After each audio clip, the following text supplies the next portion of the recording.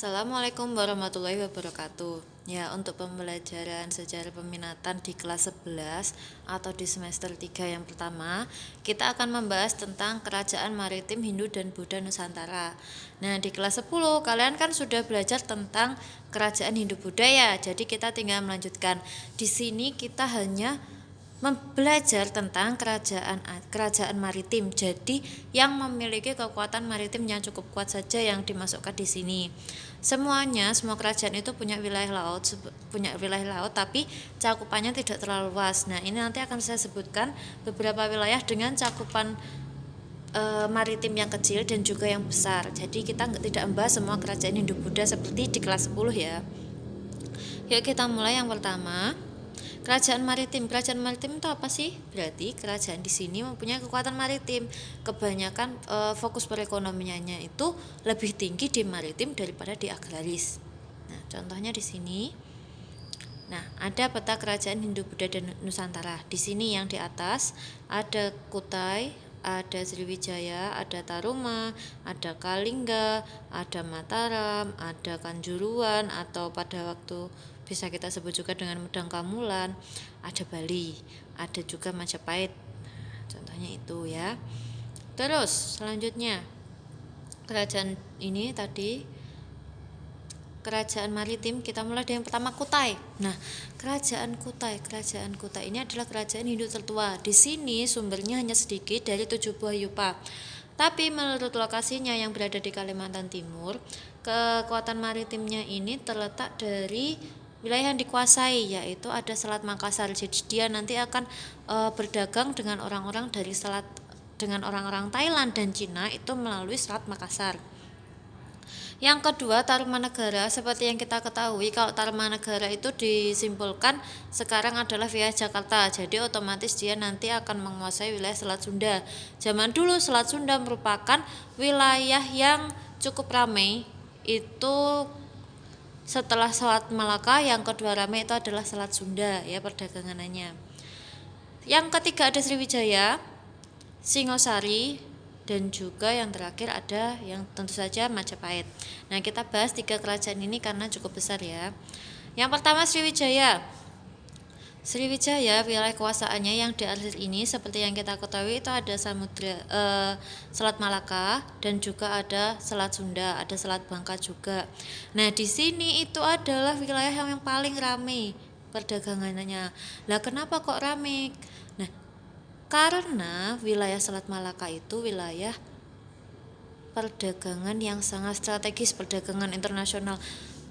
Wilayah mana saja sih pedagang-pedagang yang singgah di situ? Pedagang yang singgah di situ itu biasanya adalah pedagang dari Cina yang menuju India atau pedagang dari India yang menuju ke Cina. Jadi ada 2 jalur perdagangan, ada jalur darat atau jalur sutra, yang kedua ada jalur laut. Nah, yang di laut ini lebih efisien karena mereka bisa membawa banyak barang di dalam kapal. Kalau lewat jalur darat kan kita harus menggunakan kereta kuda ya. Belum lagi nanti kalau ada bandit atau perampok. Apakah di laut itu aman? Tidak, di laut itu tidak aman. Karena ada apa? Ada bajak laut. Jadi cerita bajak laut itu tidak cuma ada di film-film, tapi itu sebenarnya memang ada. Nah, di sini apakah mereka para pedagang itu aman? Kalau mereka berdagang di sini, katanya kan tadi ada bajak laut. Nah, maka dari itu adalah yang disebut dengan angkatan laut. Angkatan laut dari wilayahnya Sriwijaya itu sudah terkenal. Pada masa pemerintahan Balaputra Dewa, angkatan laut Sriwijaya itu menjadi angkatan laut yang terkuat se-Asia Tenggara. Nah, karena kekuatannya itu mereka akhirnya memiliki keuntungan. Kenapa? Kalau wilayahnya laut aman, pasti para pedagang akan banyak yang singgah. Kalau pedagang banyak yang singgah, untuk keuntungannya untuk kerajaan itu apa? Keuntungannya untuk kerajaan itu adalah mereka akan membayar pajak. Pajak sebagai jaminan mereka aman, istilahnya seperti itu. Pajak mereka boleh berdagang di wilayah tersebut. Nah, kalau wilayahnya nggak aman, mereka nggak mungkin mau berdagang di situ dan pendapatan pajak untuk suatu negara pasti tidak akan ada. Nah, itu kita bahas sedikit tentang kekuatan wilayahnya Sriwijaya ya. Nah, di sini Sriwijaya itu adalah wilayah yang strategis, ada sekitar lokasi laut, lokasi yang strategis seperti saya bilang tadi ada Selat Malaka. Dan juga selain itu mereka memiliki komoditi ekspor yang banyak seperti cengkeh, pala, kapulaga, kayu cendana, kapur barus, ada kayu gaharu juga, ada gading, timah, penyu, perak, dan emas. Sehingga menyebabkan banyak pedagang yang singgah di sini. Indonesia terkenal dengan rempahnya, tapi barang tambang di Indonesia itu juga sangat terkenal.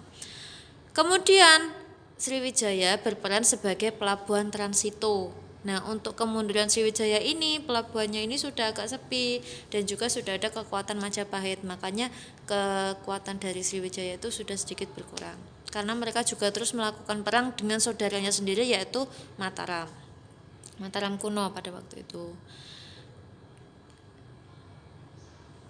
Daerah wilayah yang dikuasai adalah Selat Malaka, Sunda, Selat Bangka, dan juga Laut Jawa. Di sini nanti akan ada banyak pedagang yang singgah. Kemudian yang membuat mereka itu besar juga, angkatan lautnya kuat, itu adalah karena mereka menjalin hubungan dengan kerajaan-kerajaan di India. Contohnya kerajaan Chola, kerajaan Ligor, dan juga kerajaan yang dari Nalanda. Selanjutnya Singosari. Sebenarnya ini tidak terlalu tidak terlalu kuat armada lautnya, tapi dia berhasil menguasai wilayah di sekitar Selat Malaka sampai dengan wilayah di Indonesia bagian timur. Ada Selat Makassar itu. Jadi mereka nanti banyak ya di sini. Mereka menguasai Selat Malaka melalui ekspedisi Pamalayu. Terus mereka juga berhubungan menjalin persekutuan dengan wilayah Champa, itu Cina ya. Terus mereka juga menguasai wilayah jalur perdagangan rempah, Spice Island, Maluku. Nah, di sini yang bertanda merah itu adalah ibu kota Singasari, kemudian yang oranye itu ranah inti Singasari, yang kuning itu adalah negara taklukan Singasari, yang biru tua itu adalah wilayah taklukan dari armada lautnya. Nah, armada lautnya Singasari ini cukup kuat sampai dia nanti menguasai sampai segini, seluas ini ya, seluasnya seluruh Indonesia, hampir seluruh Indonesia. Pusat ekonominya dari Singosari itu ada di wilayah Tuban, Pasuruan, dan daerah sekitar Sungai Brantas. Terus ekspedisi Pamalayu tadi dilakukan pada waktu pemerintahan Kertanegara. Mereka juga menguasai daerah Bali, Pahang, Jawa Barat, dan Tanjung Pura yang membuat perdagangan mereka semakin maju. Sama seperti wilayah Sriwijaya, mereka nanti akan mengambil pajak dari para pedagang yang singgah dan berdagang di wilayah mereka.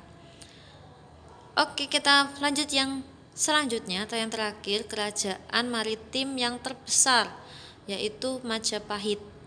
Nah, di sini juga ada nanti berbagi-bagi ya, ada Majapahit, ibu kotanya Majapahit, terus kemudian yang oranye itu adalah wilayah nusantaranya Majapahit, terus kemudian ada wilayah vasal atau wilayah di bawah kerajaan Majapahit yang berwarna kuning muda. Dan ada lagi satu yang disebut dengan Mitreka Satata.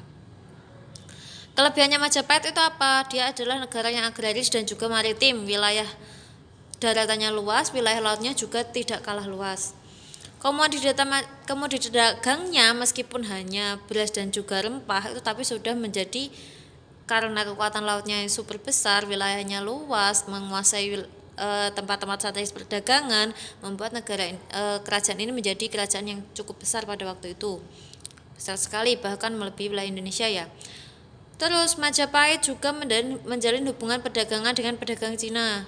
Majapahit menjadi pedagang perantara, memiliki angkatan laut yang kuat. Nah, menerapkan politik Mitreka Satata. Apa sih politik Mitreka Satata? Politik Mitreka Satata itu adalah politik bermitra.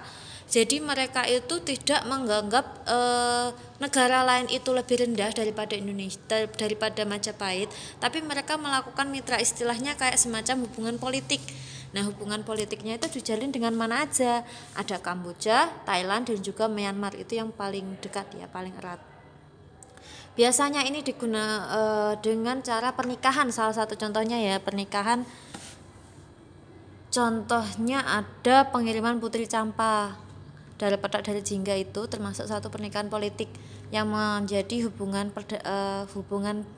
politik antara Majapahit dan juga Cina.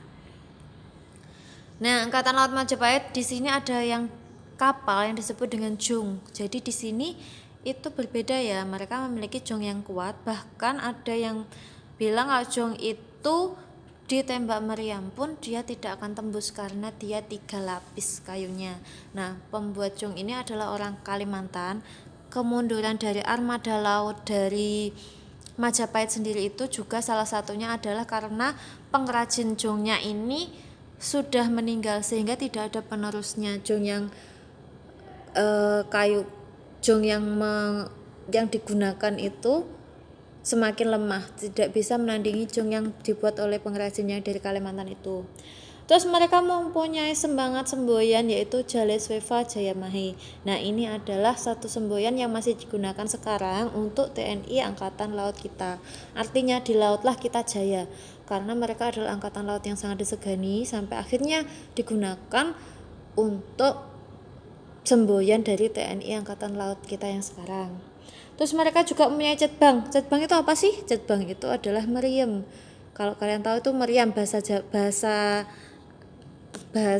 baratnya itu adalah meriam. Jadi sama seperti yang meriam itu sudah pernah ada pada masanya Majapahit.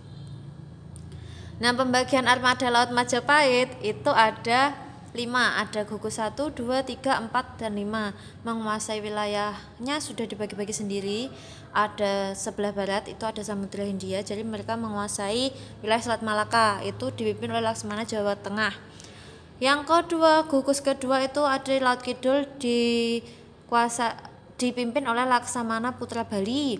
Yang di gugus ketiga di Makassar, Selat Makassar dipimpin oleh Putra Makassar. Yang selanjutnya yang keempat, Selat Malaka dan Natuna itu Laksamana Jawa Barat.